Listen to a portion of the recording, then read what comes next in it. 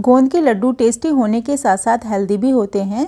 गोंद जॉइंट में लुब्रिकेशन का काम करता है, साथ में हड्डियों और मसल्स को काफ़ी मात्रा में कैल्शियम देता है, जिससे हमारे शरीर में होने वाले दर्द को आराम मिलता है। और इसमें जो ड्राई फ्रूट्स और सौंठ होती है ना, वो शरीर में गर्माहट पैदा करती है और एनर्जी बूस्टर का काम करती है, जिससे सर्दियों में होने वाली छोटी छोटी बीमारियाँ दूर रहती हैं। So welcome to my channel Payas kitchen और मैं सुनीता सिंह। तो फ्रेंड्स, आगे बढ़ने से पहले आप लोगों से रिक्वेस्ट है कि अगर वीडियो पसंद आए तो प्लीज़ इसे वीडियो को लाइक शेयर ज़रूर कर लेना। और अगर आपने अभी तक मेरे चैनल पायस किचन को सब्सक्राइब नहीं किया है तो प्लीज़ सब्सक्राइब भी कर लेना। बेल आइकन प्रेस करना बिल्कुल ना भूलना, ताकि वीडियो की नोटिफिकेशन आप तक जल्द से जल्द पहुंच सके। तो लड्डू बनाने के लिए सबसे पहले इसमें पड़ने वाले इंग्रेडिएंट को मैंने इकट्ठा करके रख लिया है। उसकी सारी तैयारी कर ली है। जितने ड्राई फ्रूट्स हैं उनको छोटा छोटा करके काट लिया है। और जो नारियल होता है, सूखा नारियल, तो उसको भी मैंने ग्रेट करके रख लिया है। तो चलिए, लड्डू बनाने के लिए यहाँ पर मैंने ली है लोहे की कढ़ाई। लोहे की कढ़ाई इसलिए ज़रूरी है क्योंकि अगर हम स्टील की कढ़ाई में बनाते हैं तो नीचे से जलने का बहुत ज़्यादा खतरा रहता है। और जो एल्युमिनियम की कढ़ाई होती है वो हमारी हेल्थ के लिए ज़्यादा अच्छी नहीं होती, इसलिए मैं यहाँ पर यूज़ कर रही हूँ लोहे की बनी हुई कढ़ाई। साथ में आज मैं आटे की जगह यूज़ कर रही हूँ दलिया। तो दलिया क्यों यूज़ कर रही हूँ, आपने देखा होगा कि जब हम मार्केट से कोई लड्डू लेके आते हैं, किसी अच्छे ब्रांड के लड्डू लेके आते हैं ना आटे के, तो वो कैसे होते हैं, उसका जो टेक्सचर होता है ना, बहुत दानेदार होता है। लेकिन अगर हम घर में जब बनाते हैं इसको, तो लड्डू इतने दानेदार नहीं बन पाते। तो इसका रीज़न यही रहता है कि जो हमारा आटा होता है ना, जो हम चक्की से पिसवा के लाते हैं, वो बहुत बारीक होता है, या फिर हम रेडीमेड आटे का यूज़ करते हैं। दुकान में क्या होता है कि वो बल्क में जो आटा होता है वो उतना ही मोटा पिसवाते हैं जितना कि लड्डू में ज़रूरत होती है। तो इसका सोल्यूशन आज ये है कि हम क्या करेंगे, जो दलिया है, मैंने यहाँ पर आधा किलो दलिया लिया है और इसको 2 बड़े चम्मच घी में भून लिया है। आप देख सकते हैं कि जब भून जाता है ना दलिया, तो इसके पॉप्स, जैसे पॉप्स बन जाते हैं ना मक्का के या फिर किसी बाजरा के, बिल्कुल ये भी ऐसे ही हो जाता है। तो जब इसके पॉप्स बन जाएँ और इसका कलर हल्का ब्राउन कलर का हो जाए, तो बस ये पीसने के लिए तैयार रहता है। जी हाँ, इसे हम आज पीसेंगे मिक्सी में और ये बहुत जल्दी पिसकर तैयार हो जाता है। चलिए, इसे ठंडा होने के लिए रख देते हैं। अब बाकी के जो ड्राई फ्रूट्स हैं ना, उनको भी हम फ्राई कर लेते हैं। तो यहाँ पर मैंने सबसे पहले लिया है बादाम। तो ये 100 ग्राम बादाम है और इसको मैंने बहुत बारीक बारीक टुकड़ों में काट लिया है। अच्छा, यहाँ पे ड्राई फ्रूट्स को हमें जो डालना है ना, वो इस तरह से डालना है कि जो देर में रोस्ट होने वाले, भुनने वाले ड्राई फ्रूट है उनको हम पहले डालेंगे। तो सबसे पहले मैंने यहाँ पे डाले थे बादाम, उसके बाद डाले काजू और उसके बाद डाले हैं मैंने यहाँ पे वॉलनट यानी कि अखरोट। तो जिस तरह से बादाम बहुत देर में भुनते हैं तो वो मैंने पहले डाल दिए। और सबसे लास्ट में मैंने यहाँ पर डाला है किशमिश और साथ में कसा हुआ नारियल, क्योंकि नारियल और किशमिश एकदम भुनकर तैयार हो जाते हैं।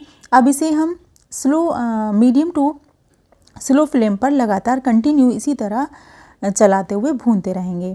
बस ध्यान रखना है कि हमें यहाँ पे सिर्फ ड्राई फ्रूट्स का कलर ही चेंज नहीं करना है, उसको क्रिस्पी भी बनाना है, तभी इसमें बहुत अच्छा टेस्ट आता है।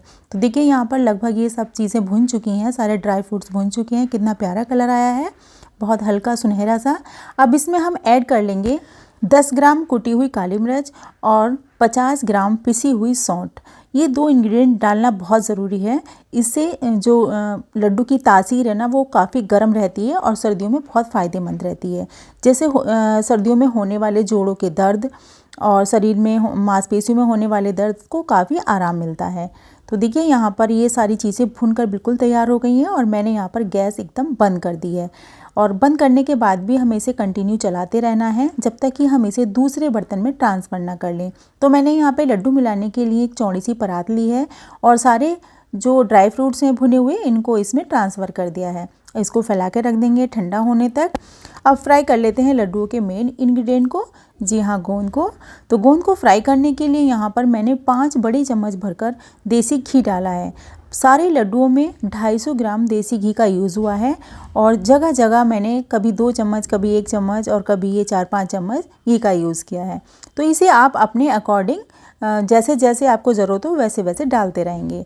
तो यहाँ पर क्या करा है, मैंने गोंद को थोड़ा थोड़ा गोंद लिया है और इसमें डालकर ध्यान रखना है कि जो हमारी गैस की फ्लेम है वो या तो मीडियम रहे या स्लो रहे। अगर जो फ्लेम है वो हाई रहेगी ना, तो गोंद हमारी बहुत अच्छी तरह से अंदर तक नहीं सिक पाएगी और जब उसे खाएंगे ना, या लड्डू के साथ जब वो मुँह में जाएगी तो वो चिपकेगी दाँतों में। तो इसलिए ध्यान रहे कि बहुत अच्छा क्रिस्पी होने तक हमें गोंद को भून लेना है। अगर गोंद गीली हो तो आप इसे धूप में 1 या 2 दिन के लिए धूप में रख दें ताकि ये सूख जाए अच्छी तरीके से, तब ये बहुत अच्छी तरह से फ्राई हो पाती है। आप देख सकें, देखिए इस तरह से फ्राई करना है। जब मैंने हाथ से दबाया है ना ये, तो पूरा इसका चूरा बन गया है। यही सही तरीका है गोंद को भूनने का। तो चलिए, हमारे सारे जो इंग्रेडिएंट हैं वो पूरी तरह से कंप्लीट हो गए हैं, सब भुन चुके हैं। अब बना लेते हैं, लड्डुओं की बारी है लड्डू बनाने की। तो यहाँ पर मैंने क्या करा है कि जो गोंद है ना, इसको हमें पीसना नहीं है। पीसने के बाद में जो लड्डुओं का टेक्सचर है वो अच्छा नहीं आता।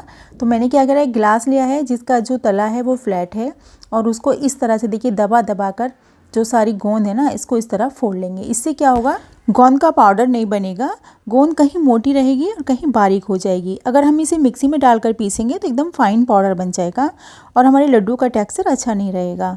तो इसी तरह मैंने सारे गोंद को इसी तरह फोड़ लिया है। ये देखिए, यहाँ पर ये सारे ड्राई फ्रूट्स एकदम तैयार हो गए हैं। अब इनको बहुत अच्छी तरह से मिक्स कर लेंगे। लड्डू में डलने वाले इंग्रेडिएंट की क्वांटिटी मैंने डिस्क्रिप्शन बॉक्स में मेंशन कर दी है, आप वहां से उसको देख सकते हैं। सर्दियों में तिल और गुड़ के लड्डू सेहत के लिए बहुत लाभकारी होते हैं। तो अगर आप चाहते हैं तिल गुड़ के लड्डू बनाना, तो ऊपर दिए गए आई बटन को क्लिक करें, आपको तिल के लड्डू की रेसिपी मिल जाएगी। तो यहाँ पर देखिए, ये जो सूजी है बहुत अच्छी तरह से ठंडी हो गई है। अब इसे हम मिक्सी में डालकर पीस लेंगे।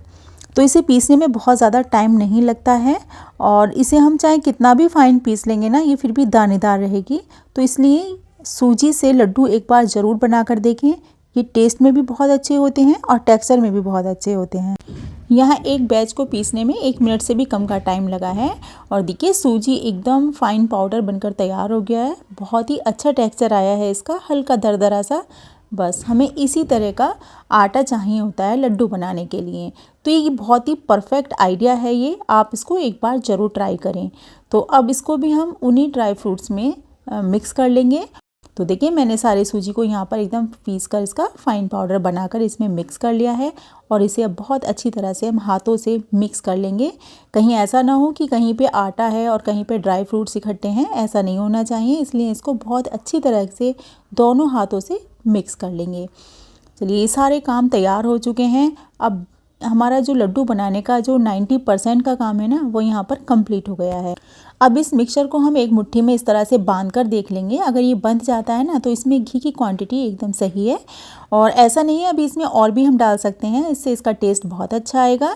मैं अभी गुड़ में थोड़ा सा घी और डालूंगी, और आयुर्वेद के अकॉर्डिंग हमें कम से कम 1 चम्मच घी डेली खाना चाहिए। तो चलिए, अब यहाँ पर हम गुड़ को पका लेते हैं।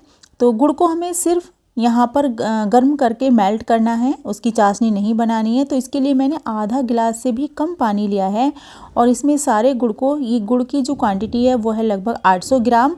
तो आप अपने अकॉर्डिंग जितना मीठा खाना चाह सकते हैं इसमें गुड़ को डाल सकते हैं। तो मैंने 800 ग्राम डाला है, आप 800 ग्राम से लेकर 1 केजी तक भी इसमें गुड़ को डाल सकते हैं।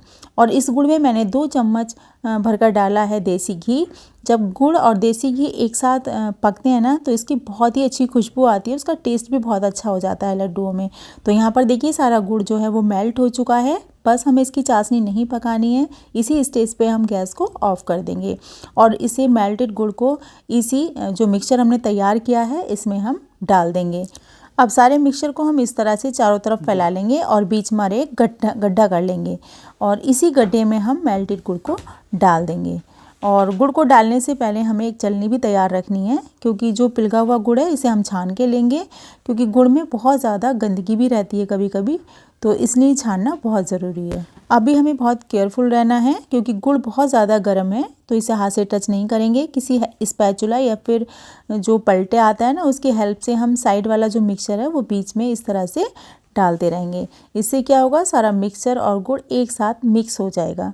ये देखिए, इस तरह से बस हमें मिलाते रहना है जब तक ये बहुत अच्छी तरह से मिक्स ना हो जाए। इस तरह गोंद के लड्डू अगर एक बार बना के रख लें तो इनको आप 2 महीने तक आराम से खा सकते हैं। ये बिल्कुल भी ख़राब नहीं होते हैं, और डिलीवरी के बाद लेडीज़ को ये लड्डू ज़रूर खिलाए जाते हैं, क्योंकि उनके अंदर खून की और कैल्शियम की कमी हो जाती है। तो उसकी भरपाई के लिए, या वो उसको पर्याप्त मात्रा में मिले, तो इन लड्डुओं को ज़रूर बनाया जाता है घर में, और इनको बनाना भी बहुत आसान होता है। आप एक बार में या पहली बार में भी इनको एकदम परफेक्ट तरह से बना सकते हैं। अब देखिए, सारे मिक्सचर को जब यहाँ पे ठंडा हो जाए, हाथ से छूने लायक हो जाए, तो इस तरह से थोड़ा सा मिक्सर हाथ में लेंगे और उसको इस तरह से लड्डू का शेप दे देंगे। और ध्यान रखें कि इसको थोड़ा जल्दी करना होगा, क्योंकि अगर गुड़ सूख जाएगा, ये मिक्सर ठंडा हो जाएगा ज़्यादा, तो ये लड्डू आसानी से नहीं बन पाते हैं। तो देखिए मैंने इस तरह से यहाँ पर सारे लड्डुओं को बनाकर तैयार कर लिया है। अब एक लड्डू को मैं यहाँ तोड़ के दिखाती हूँ। देखिए कितने सॉफ्ट लड्डू बनकर तैयार हुए हैं और खाने में भी ये बहुत टेस्टी हैं। अंदर ड्राई फ्रूट्स कितनी सारी ज़्यादा मात्रा में हैं, बहुत अच्छे लग रहे हैं देखने में।